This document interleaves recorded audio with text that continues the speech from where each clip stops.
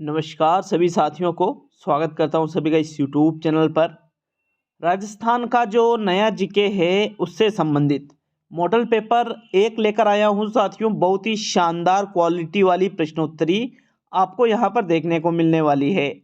ये जो राजस्थान जीके का पेपर है रीट मेंस एग्जाम 2024-25 पशु परिचर जो भर्ती है आपके 2024 की, कृषि पर्यवेक्षक का जो एग्जाम है आपके, इन सभी के लिए, और साथ ही अन्य जो भी भर्तियां राजस्थान में आती है जिसमें राजस्थान जीके के प्रश्न पूछे जाते हैं, तो बिल्कुल सभी के लिए बेहद उपयोगी टेस्ट रहेगा। बिल्कुल शानदार क्वालिटी वाले जो प्रश्न उत्तर है आपको इस वीडियो में देखने को मिलेंगे।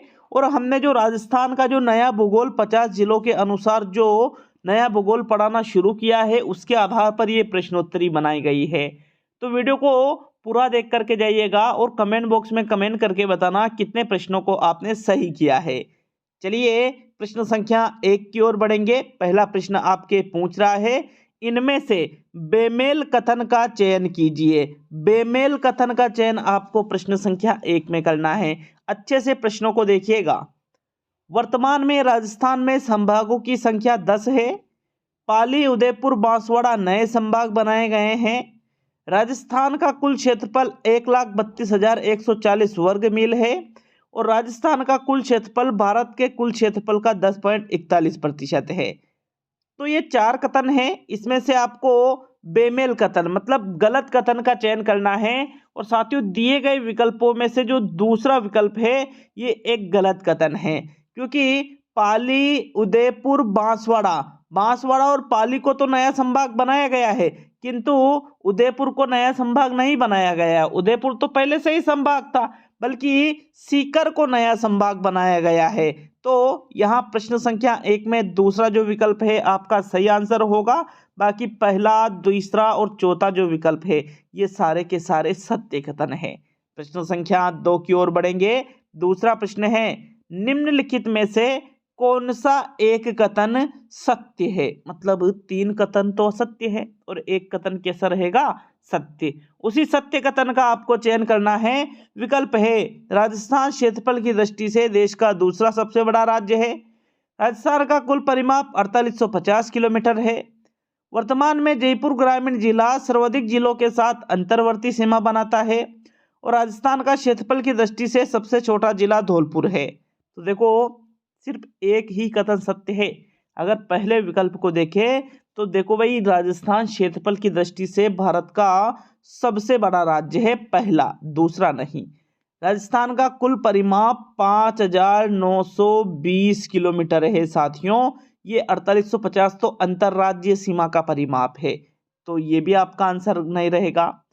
वर्तमान में जयपुर ग्रामीण जिला जो बनाया गया है सर्वाधिक जिलों के साथ अंतर्वर्ती सीमा बनाता है, बिल्कुल ये कथन सत्य है मित्रों। ये 10 जिलों के साथ में अंतर्वर्ती सीमा बनाता है जयपुर ग्रामीण जिला। तो प्रश्न संख्या 2 में तीसरा ही विकल्प आपका सत्य कथन है।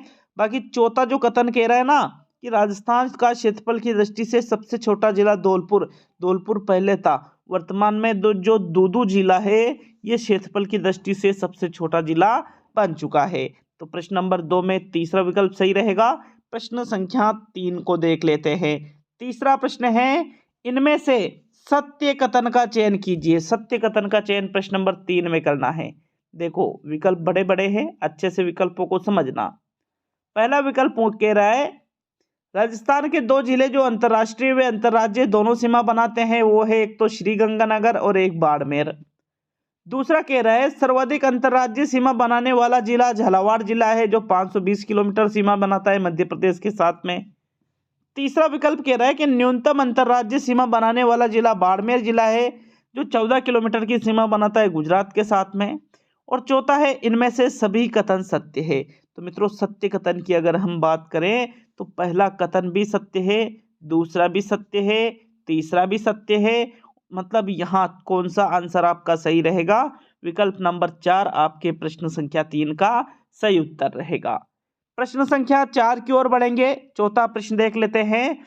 राजस्थान की पूर्व से पश्चिम की चौड़ाई व उत्तर से दक्षिण की लंबाई में अंतर है। 43 मीटर, 46 किलोमीटर, 49 मीटर, सभी कथन असत्य है।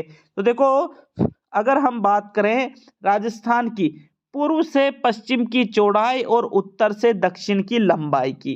तो मित्रों आपके यहाँ एक तो है 869 किलोमीटर और एक है 826 किलोमीटर। जब 869 में से 826 किलोमीटर को कम करेंगे तो कितना किलोमीटर आएगा? 43 किलोमीटर आएगा। तो आपका आंसर कौन सा रहेगा? विकल्प नंबर 4। क्यों रहेगा? क्योंकि 49 मीटर नहीं, 46 किलोमीटर नहीं, कितना आना चाहिए? 43 किलोमीटर आना चाहिए। और पहला विकल्प क्या कह रहा है? 43 मीटर। एग्जाम में यही तो होता है कि हमको पता है कि पूर्व से पश्चिम और उत्तर से दक्षिण में जो अंतर है वो 43 किलोमीटर का है।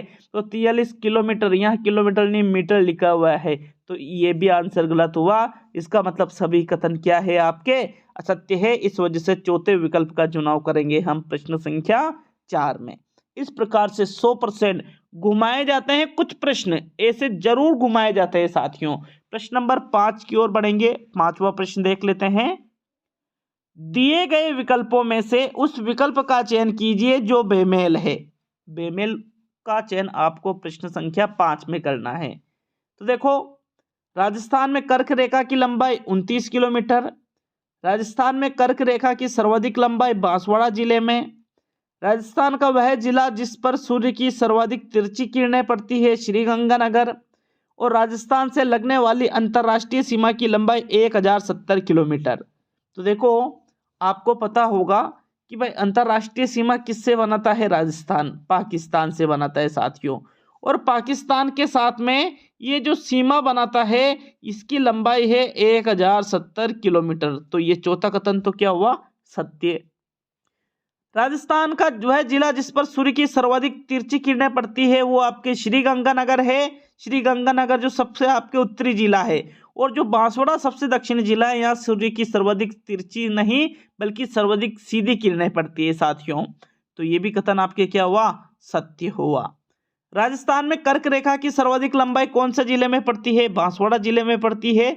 और राज्य में कर्क रेखा की लंबाई 29 किलोमीटर न होकर राजस्थान में कर्क रेखा की लंबाई है 26 किलोमीटर है मित्रों। कितने किलोमीटर है? 26।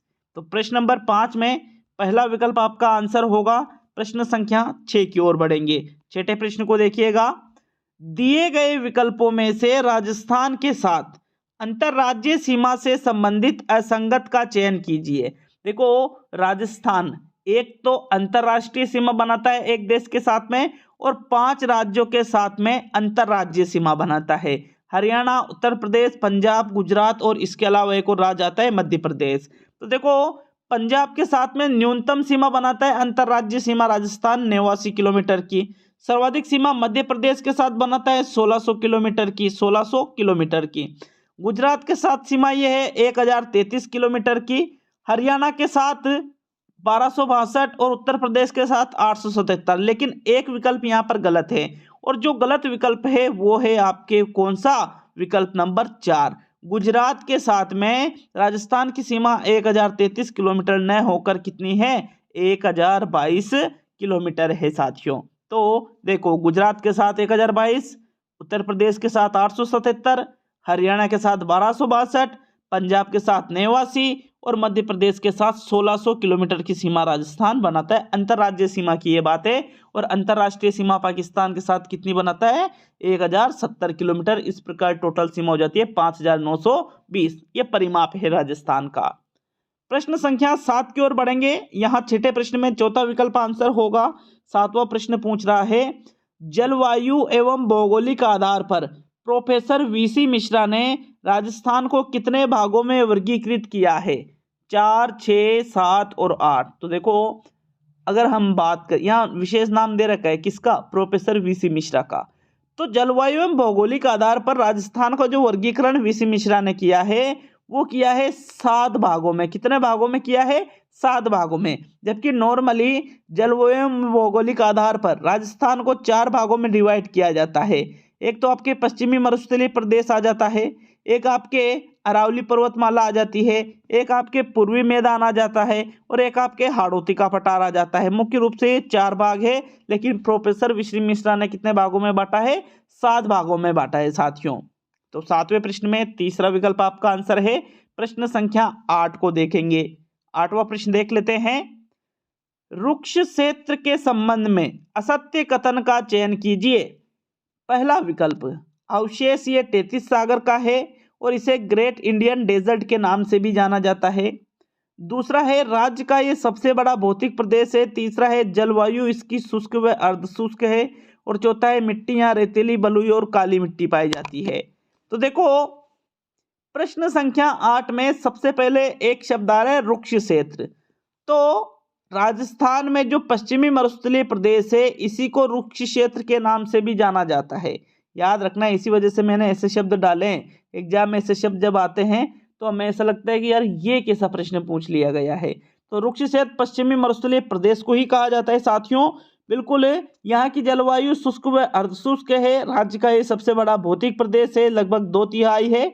और ये किसका अवशेष माना जाता है? टेथिस सागर का, और इसको ग्रेट इंडियन डेजर्ट के नाम से भी जाना जाता है साथियों। अगर हम पश्चिमी मरुस्थलीय प्रदेश के मिट्टी की बात करें तो यहाँ रेतीली अथवा बलुई मिट्टी पाई जाती है, किंतु काली मिट्टी यहाँ नहीं पाई जाती है। इस वजह से दिए गए विकल्पों में से आपके चौथा विकल्प आपके असत्य हो जाता है। तो 8वें प्रश्न में चौथा विकल्प आंसर होगा। प्रश्न संख्या 9 की ओर बढ़ेंगे। 9वां प्रश्न देख लेते हैं। थार के मरुस्थल के संबंध में असत्य कथन है। देखो, ज्यादातर जो प्रश्न है मैंने ऐसे डाले, ऐसे बनाए हैं। बिल्कुल यहाँ पर नए प्रश्न बनाए गए हैं साथियों, ये बिल्कुल नए प्रश्न बनाए गए हैं। और ज्यादातर प्रश्न कैसे बनाए गए हैं कि असत्य है, बेमेल है, असंगत है, संगत नहीं है, असत्य नहीं है। इस प्रकार के प्रश्न एग्जाम में ज्यादा पूछे जाते हैं और एक ही प्रश्न से 4-4 चीजें क्लियर होती है, इसलिए मैंने ऐसे प्रश्न यहाँ पर आपके लिए डाले हैं। तो देखो, 9वां प्रश्न क्या पूछ रहा है। थार के मरुस्थल के संबंध में असत्य कथन है। यहाँ असत्य कथन पूछा गया है वापिस थार के मरुस्थल के बारे में। विकल्प देखिएगा। थार के मरुस्थल का कुल क्षेत्रफल राजस्थान के कुल क्षेत्रफल का 61.11% है। दूसरा है, थार के मरुस्थल में राजस्थान की कुल जनसंख्या का लगभग 45% जनसंख्या निवास करती है। तीसरा है, थार का मरुस्थल विश्व का सर्वाधिक आबादी एवं जनघनत्व वाला मरुस्थल है। और चौथा है, थार का मरुस्थल सर्वाधिक जैव विविधता वाला मरुस्थल है। तो ये सारी चीजें मैंने आपको पढ़ा रखी है। जो जो यहाँ पर प्रश्न है ना, इन सारी चीजों को मैंने आपको पिछले 2-3 दिनों में पढ़ा रखा है साथियों। और अगर आपने वो डिटेल क्लासेस नहीं देख रखी है तो बिल्कुल आप वहां से नोट्स बना सकते हो। मैंने प्लेलिस्ट भी उसकी बना रखी है 50 जिलों के अनुसार राजस्थान का नया भूगोल। मित्रों, रेगुलर नोट्स बनाएंगे, रेगुलर पढ़ेंगे तो निश्चित रूप से चीजें क्लियर होगी। और अभी से तैयारी शुरू कर देते हो तो सिलेक्शन भी 100% होगा। देखो, बात करेंगे थार के मरुस्थल के कुल क्षेत्रफल की, तो ये आपकी 61.11% है। और यहाँ राजस्थान की कुल जनसंख्या का लगभग 40% जनसंख्या निवास करती है, न कि 45%। तो प्रश्न नंबर 9 में आपके दूसरा विकल्प जो है ये असत्य कथन है। बाकी सर्वाधिक आबादी एवं जनघनत्व वाला मरुस्थल है विश्व में ये, और सर्वाधिक जैव विविधता भी इसी मरुस्थल में पाई जाती है। प्रश्न संख्या 10 की ओर बढ़ेंगे। 9वें प्रश्न में दूसरा विकल्प सही रहेगा। 10वां प्रश्न क्या कह रहा है देख लेते हैं साथियों। प्रश्न नंबर 10 को, राजस्थान के उस जिले का चयन कीजिए जो पूर्णतः शुष्क मरुस्थल के अंतर्गत आता है। बाड़मेर, बीकानेर, जैसलमेर और बालोतरा। तो देखो, पूर्णतः शुष्क जिला किसको कहा जाता है? पढ़ाया था ना मैंने, किसको कहा जाता है साथियों? बिल्कुल जैसलमेर जिले को ही पूर्णतः शुष्क जिला कहा जाता है। अतः 10वें प्रश्न में तीसरा विकल्प आपका सही आंसर है। प्रश्न संख्या 11 की ओर बढ़ेंगे। 11वां प्रश्न देख लेते हैं। बालू का स्तूप जो छोटी छोटी झाड़ियों एवं घास के झुंड के आसपास होते हैं कहलाते हैं? बरखान, अनुप्रस्थ, शब्र कापिज और कारवा। देखो, अगर आप पहली बार हमारे YouTube चैनल पर आए हैं तो YouTube चैनल को सब्सक्राइब जरूर करिएगा साथियों। और अच्छा लगे वीडियो तो वीडियो को लाइक शेयर भी आप कर सकते हो। 11वें प्रश्न का आंसर देख लेते हैं।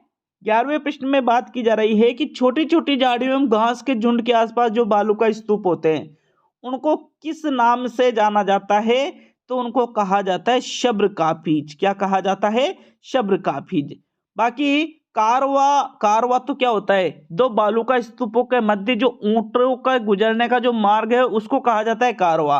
और बरखान और अनुप्रस्थ से संबंधित तो और आगे प्रश्न आएंगे, इसलिए इनके बारे में अगले प्रश्नों में देखेंगे। प्रश्न नंबर 11 में तीसरा विकल्प आपका आंसर है। प्रश्न संख्या 12 की ओर बढ़ेंगे। तो चलिए 12वां प्रश्न, एक प्रकार से पूर्णतः वनस्पति रहित क्षेत्र जहां पूर्णतः रेतीला मरुस्थल हो कहलाता है। अर्ग, दरियन, पैराबोलिक और तारा बालू का स्तूप। तो देखो क्या कहा जा रहा है, एक प्रकार से पूर्णतः वनस्पति रहित क्षेत्र मतलब जहां वनस्पति बिल्कुल भी नहीं होती है और पूर्ण रूप से रेतीला मरुस्थल हो, इस प्रकार के क्षेत्र को अर्ग या इर्ग कहते हैं। कई जगह अर्ग शब्द भी मिल जाता है और कई जगह इर्ग शब्द भी मिल जाता है, तो दोनों एक ही चीज है। प्रश्न संख्या 12 में पहला विकल्प आपका आंसर होगा। प्रश्न संख्या 13 की ओर बढ़ेंगे। 13वां प्रश्न देख लेते हैं, इनमें से बेमेल कथन का चयन कीजिए। वापिस बेमेल कथन का चयन आपको प्रश्न नंबर 13 में करना है। विकल्पों को देखिएगा। पहला विकल्प क्या कह रहा है कि हवा के भंवर के कारण निर्मित अर्धचंद्राकार बालू का स्तूप बरखान होते हैं। हवा की दिशा के समांतर बनने वाला बालू का स्तूप अनुदैर्घ्य बालू का स्तूप होता है। लंबे समय तक हवा एक दिशा में चलने के कारण उनके समकोण पर बनने वाला बालू का स्तूप अनुप्रस्थ बालू का स्तूप होता है।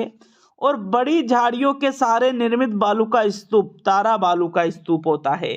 तो मित्रों बेमेल कथन कौन से विकल्प में लग रहा है आपको प्रश्न संख्या 13 में? देखो बरखान है, अनुदैर्घ्य है, अनुप्रस्थ है, तारा बालू का स्तूप है, पैराबोलिक है, ये चीजें आपको बिल्कुल क्लियरली होना चाहिए। तो जहां हवा के भंवर के कारण निर्मित अर्धचंद्राकार बालू का स्तूप बनते हैं उनको बरखान कहा जाता है। मैंने चित्रों के माध्यम से बताया था कि इस प्रकार से बरखान बालू का स्तूप होते हैं। और जो हवा की दिशा के समांतर बनने पर बने उन बालू का स्तूप को अनुदैर्घ्य बालू का स्तूप कहते हैं। जबकि लंबे समय तक हवा यदि एक ही दिशा में चल रही है और उसके कारण उसके समकोण पर यदि बालू का स्तूप बनता है तो उनको अनुप्रस्थ बालू का स्तूप कहते हैं। किंतु साथियों बड़ी झाड़ियों के सहारे निर्मित बालू का स्तूप को तारा बालू का स्तूप नहीं कहा जाता है, बल्कि पैराबोलिक बालू का स्तूप के नाम से इनको जाना जाता है। तारा बालू का स्तूप क्या होता है? जिनकी आकृति तारों के समान होती है, इस वजह से ही तारा बालू का स्तूप इनको कहते हैं। तो प्रश्न संख्या 13 में चौथा विकल्प आपका आंसर है। प्रश्न संख्या 14 की ओर बढ़ेंगे। देखिएगा 14वें प्रश्न को, भ्रमणशील बालू का स्तूपों को कहा जाता है इर्ग, दरियन, गांसी और बरखान। तो देखो प्रश्न नंबर 14 में इर्ग के बारे में भी हमने देख लिया साथियों, बरखान के बारे में भी हमने देख लिया और यहाँ गांसी और दरियन दोनों ही विकल्प बचे फिर तो जो भ्रमणशील बालू का स्तूप जो एक जगह से दूसरी जगह स्थानांतरित होते रहते हैं, इस प्रकार के बालू का स्तूपों को दरियन कहा जाता है। क्या कहा जाता है? दरियन बालू का स्तूप। 14वें प्रश्न में दूसरा विकल्प सही है। प्रश्न संख्या 15 की ओर बढ़ेंगे।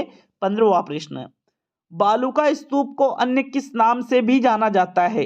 टिब्बा, दरियन, अनुप्रस्थ और खेर।